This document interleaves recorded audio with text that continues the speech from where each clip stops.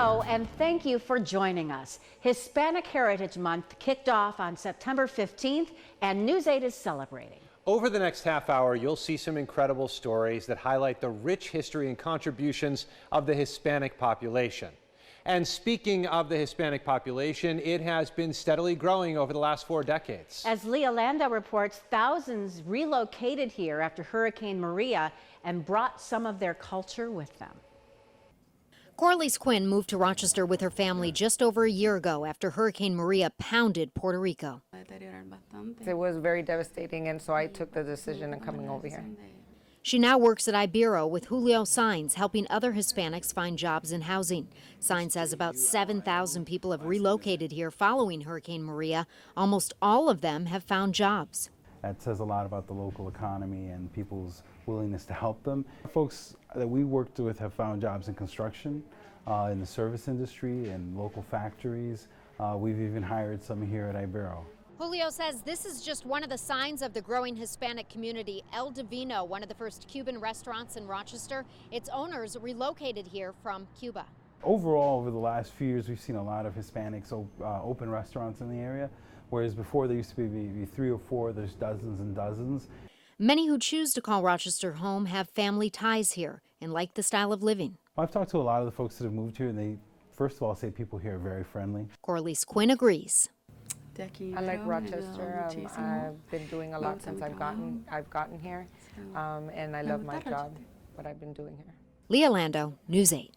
Thank you, Leah. He moved to Rochester from Puerto Rico in the 1950s, a man from humble beginnings who made a huge impact on the local Rochester Latino community through the songs he wrote about the topics of the day. It's a legacy his daughter says lives on. Josh Navarro tells us about Don Felix Perez's legacy. Murió Roberto Clemente cuando menos lo esperaba, cuando con amor pensaba ayudar a aquella gente. Ida Perez sings one of her father's songs, which honors baseball legend Roberto Clemente. My dad was a very humble man. He was a very giving. Both him and my parents were very giving. They came here back in 1952 when there was just still a handful of Puerto Ricans here. Don Felix worked in the farms, but his true passion was composing decimas. It's 4 stanzas of poetry containing folk music flair from the Caribbean island. Don Felix played it so well, it was heard throughout the neighborhood. I have a picture here of when we lived on Woodward Street, which was the first house that they purchased here in Rochester. And on this porch, you know, there was always somebody playing a guitar, somebody singing, you know, my father improvisando, which is, you know, improvising. And he had a talent. You can give him any topic, and he would, you know, create these rhymes based on that topic, and that's what he was very well known for. His well-known songs are maintained in this collective book. Noticias muy sorprendente que se ha podido escuchar. The song topics range from politicians to weddings, La décima del cumpleaños de Michelle, and some that would remain a mystery. Hay algunas canciones también, unos boleros que él escribió, which I had a hard time because I'm like, who did he write these songs for? Did you question him? I didn't, because I didn't discover them until after he had passed. His type of music is kept alive during local festivals like the annual Puerto Rican Festival in Rochester. Being able to learn about this type of music very early on, and my father being a composer of it, you know, it was instilled in us to love it, to appreciate it, to not let it fade away. Music not only defined Don Felix, but his willingness to help others. We would wake up in the morning, we had complete strangers in our dining room, where my father would next day take the men to where he worked. My mom would take them to the church up the street, you know, Mount Carmel Church, and register the kids in school. And, you know, so they were already doing community work at that time, you know, within their small, humble home. A legacy of music and servitude Ida carries on. Puerto Rico he de llorar por su ídolo querido, hoy su cuerpo está perdido bajo las aguas del mar. In Rochester, I was afraid you were going to make me sing. Josh Navarro, News 8. Ida says she and her siblings are planning to record a few of their favorite songs in a new album in the near future. Up next, a couple that has fed Rochester for decades, enriching the community with patriotism, outreach, and empanadas.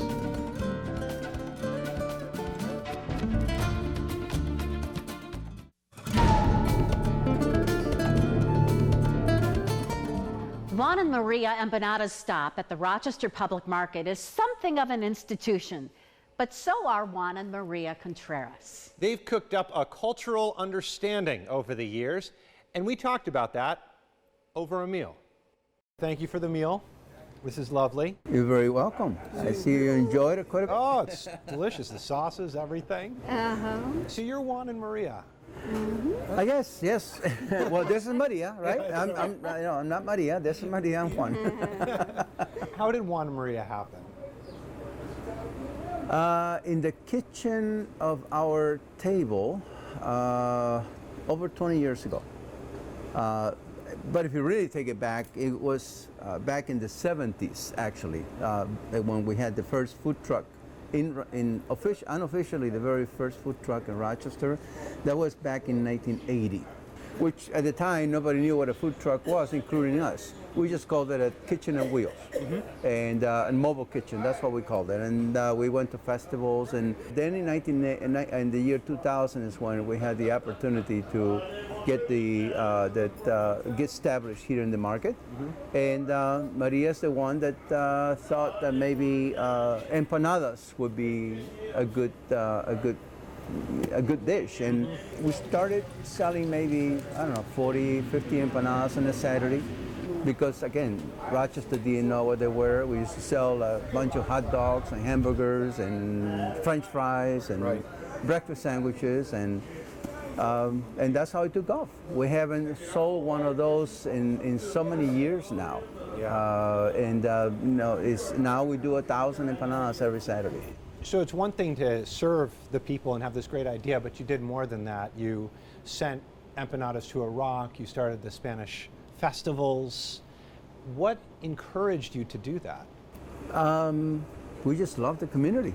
We just love to be involved. I felt back in when I first came in 1970, there was really very little known about the true identity of the Spanish community that later was called the Hispanic community. It used to be called Spanish community.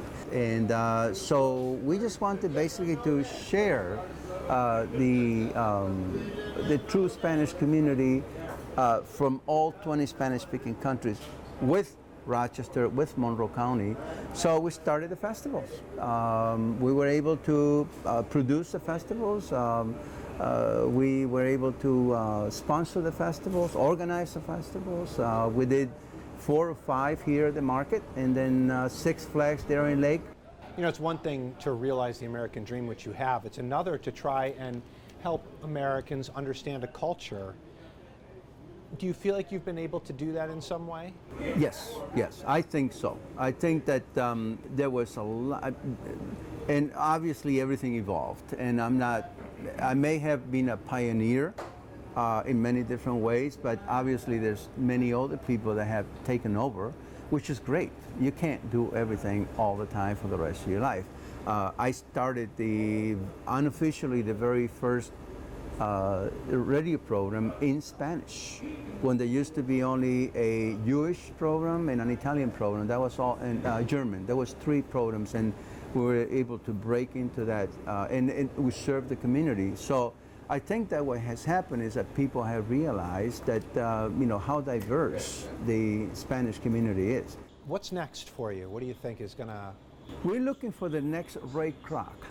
It just become a concept, and that concept can actually be expanded here in Monroe County and then beyond.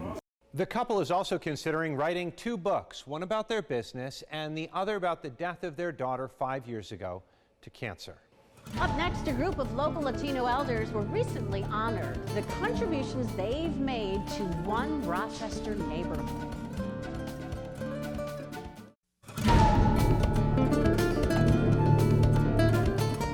Across the nation, many Latino traditions are passed down through festivals and celebrations. Josh Navarro tells us about one place in Rochester where Latino pioneers were honored. This month's market days at International Plaza had a much deeper meaning.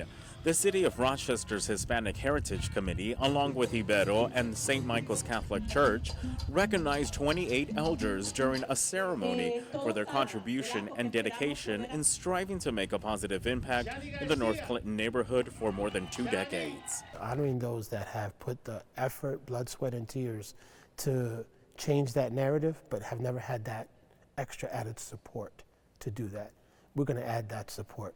It's elders like Carmen Olmos, a songstress from Puerto Rico who came to Rochester more than 30 years ago and shared her musical talents with the church. Father Bob Worth says it's significant keeping these Latino roots alive in the community. Culture is a constitutive element in the transmission of the gospel. That means to me, we can't be acultural. We have to affirm our culture. And by the way, one thing I don't think people understand, by affirming another person's culture, you're actually affirming your own culture and becoming more aware of who you are as a cultural person. For honoree Miggy Concepcion, it's not about the recognition, but more about strengthening the Latino culture. We have to remind our children and the next generation the importance, the struggle that we suffer and our parents and ancestors suffer to be where we are, and to recognize that we're still fighting the fight, and to be proud, and to continue the tradition of the culture. Las raíces de uno son bien profundas, cómo te criaron, la música, la comida. One's roots run deep, how you are raised, the music, the food, says Carmen. The last market days of the season celebrates the decade's work of many Hispanics while encouraging many more to improve their community. In Rochester, Josh Navarro, News 8. Thank you, Josh. Market days at the International Plaza in Rochester will return next summer. Still ahead, the story of the first U.S.-born Hispanic astronaut, the incredible journey of Sid Gutierrez, when we come back.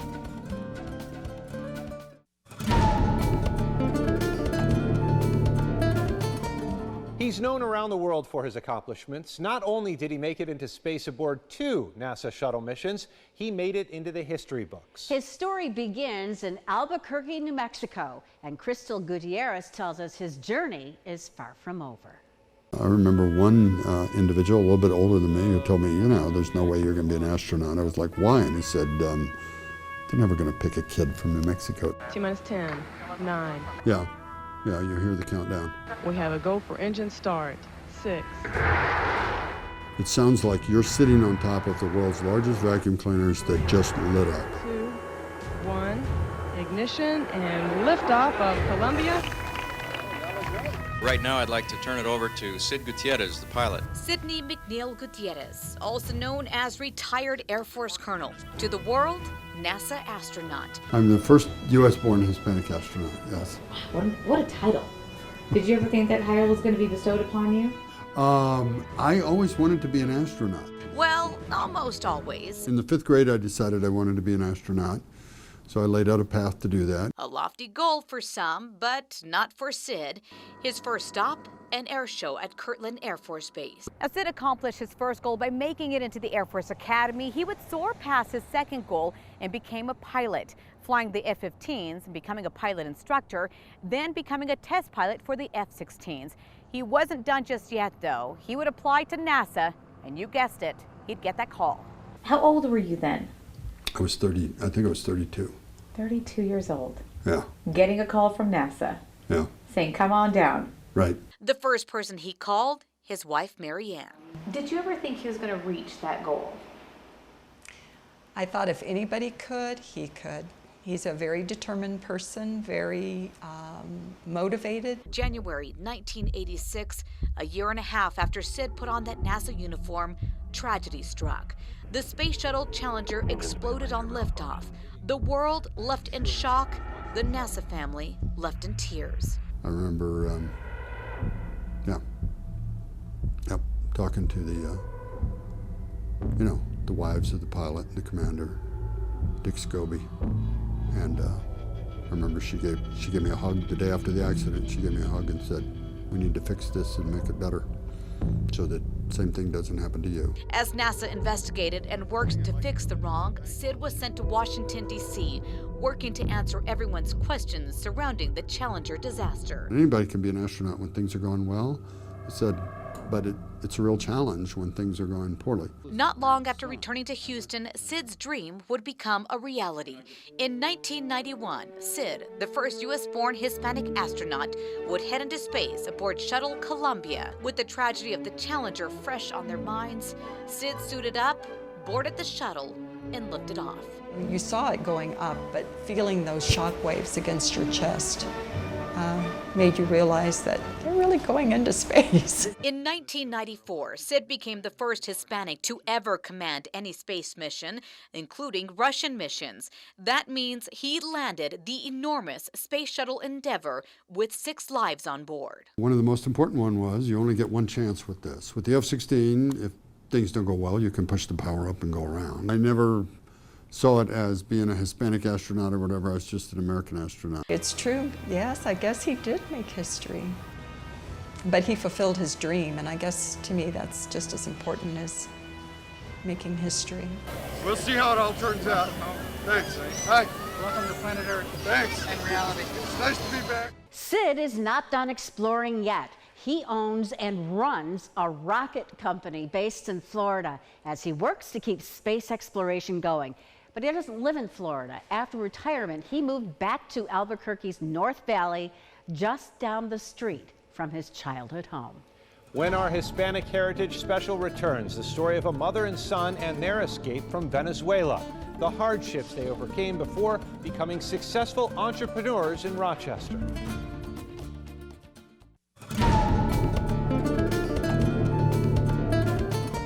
Our last story is about triumph. After going through the unthinkable, a mother and son escaped from Venezuela during the Hugo Chavez regime. As Josh Navarro reports, now he's a successful local fashion designer and is giving back in a big way. Here is the story behind Zabba. A local Venezolano sells his colorful clothing line, Zabba, here at Statement Boutique off Park Avenue in Rochester. The name comes from a tree in the Amazon. One of the largest trees is called the Ceiba tree, but it's spelled C-E-I-B-A. We changed it to a Z-E-Y-B-A and then made the Y into the tree logo, which you see here. As a nature company, I feel like a tree really represents, what we're trying to do. But his journey to the Rochester area is gut-wrenching. Stefano and his mother were kidnapped and held for ransom for 11 weeks when he was just 6 years old. His family paid the ransom, but many couldn't. One day they came in and they took the lady that was with us for all that time. She had been there before we had arrived, and they super calmly were like, your family didn't pay. They dragged her out and you could hear her screaming from across the door, and then they closed another door, so now she's in a separate room and you could hear her muffled screams, and then just Stefano says his father left the family after he and his mother fled to Toronto as refugees. She did all what she could to keep afloat. Today, Stefano is a graduate from the University of Rochester. His passion for nature conservation grew, and now he hopes to inspire people to think about the planet and its wild wonders in the most abstract way. I arrived on fashion because I think that it's something that everybody, enjoys. You wear things that represent you and your beliefs and your emotions. The designs on the clothing are from local artists. I like to take artists with different styles so that we create pieces that are fresh and unique. But I do want to see the elements of, boldness, color, a lot of color, and just originality in general. Each collection represents the environmental issues. His company is involved in non-governmental organizations throughout the world. Not only a fashion statement, but also a force for education and conservation awareness. A young man who went through a dark time has now come on top and built a business to give back. In Rochester, I'm Josh Navarro, News 8. Stefano says he plans to create documentaries on the conservation projects his company is involved in around the world. If you'd like to see any of these stories again, look for the Hispanic Heritage section at rochesterfirst.com. Thank you for watching.